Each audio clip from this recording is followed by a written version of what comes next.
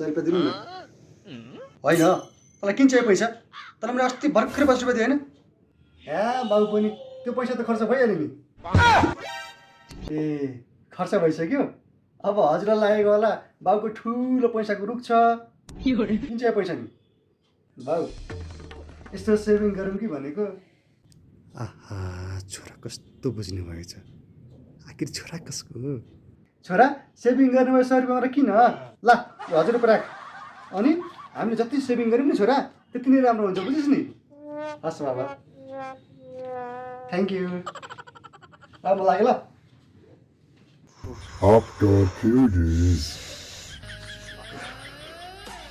छोरा अभि यता आइज त बाबु।